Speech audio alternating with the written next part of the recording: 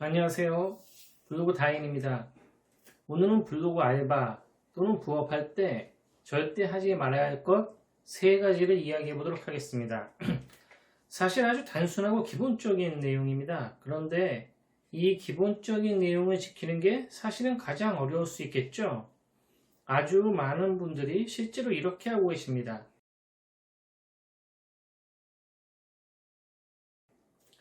첫 번째는 돈 내고 하는 알바 또는 부업은 절대 하지 마시라는 겁니다. 인터넷에 검색해보면 블로그 알바로 한 달에 몇백만 원을 번다거나 고수익이 가능하다느니 하는 광고랑 글들이 엄청나게 많이 올라와 있죠. 근데 이거 실제로 가능할까요? 당연히 이러한 내용들을 작성한 사람들이나 업체에서는 가능하다고 하겠죠. 그럼 블로그 하시는 분들 중에 과연 블로그 알바로 몇백만 원을 버시는 분들은 과연 몇 프로나 될까요? 자, 블로그로 고수익이 가능하다는 유혹하에 적게는 30만 원에서 많게는 200만 원까지 회원 가입비니 교육비 명목으로 비용을 요구하는 업체들이 아주 많이 있습니다. 솔직히 초보자분들도 두세 달 정도 아주 열심히 하시면 30만 원 정도는 본전 정도는 뽑고 나올 수 있겠지만 그 이상은 글쎄요라고 생각합니다. 자, 블로그로 돈 버는 거 실제로 매우 아주 어렵습니다. 특히 블로그를 처음 하시는 분들은 먼저 2, 3개월 동안 블로그를 활성화시키는 작업을 해주셔야 하는데 1차로 여기에서 90% 정도가 포기합니다. 실제로 평생 글 한번 써본 적 없으신 분들이 매일매일 어떻게 블로그에 글을 쓰면서 몇 개월을 운영할 수 있겠으며 또 블로그에 어떻게 글을 써야 블로그가 활성화되는지도 모르시는 분들이 무턱대고 글만 쓴다고 블로그가 활성화되겠습니까? 블로그 처음 하시는 분들은 현실적으로 활성화는커녕 일단 1개월 동안 1일 1포스팅도 거의 불가능합니다. 따라서 절대 돈 내고 시작하지 마시라는 겁니다. 본전도 못 뽑고 다들 포기하시거나 본전 아까워서 수개월 또는 1년 이상 거기에 묶여 있게 됩니다. 실제로 누구나 쉽게 시작할 수 있는 그리고 돈 전혀 들이지 않고 시작할 수 있는 블로그 알바가 아주 많이 있습니다.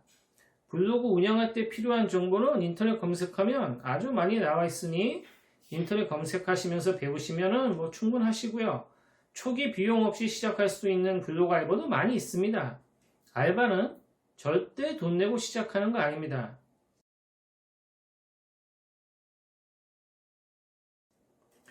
두 번째로 블로그 부업은 절대 본업이 될 수가 없습니다.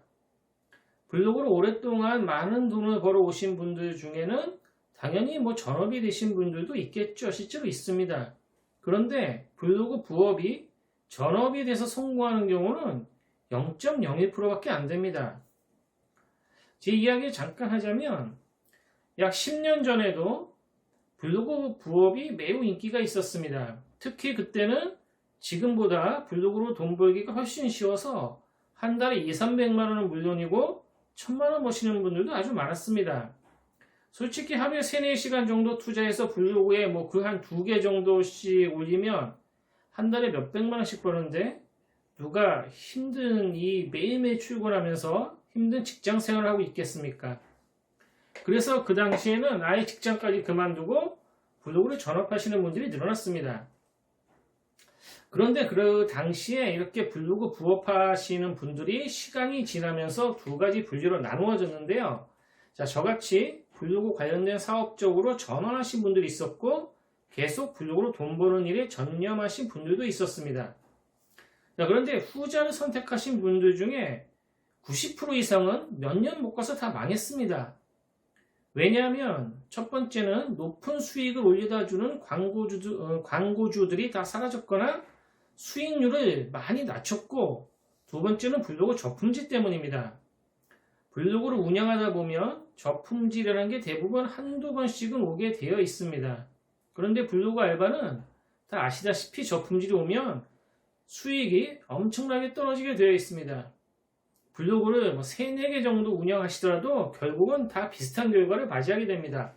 지금 뭐 예를 들어서 무슨 파트너 뭐 이런 블로그 알바 하시는 분들 아주 많으신데, 만약 그 업체에서 뭐 파트너스 같은 제도를 없애거나 또 무슨 새로운 제도 같은 게 생겨서 블로그에 더 이상 광고를 못하게 되는 상황이 닥칠 수도 있겠죠. 실제로 과거에 비슷한 경우가 몇 번이나 있었습니다.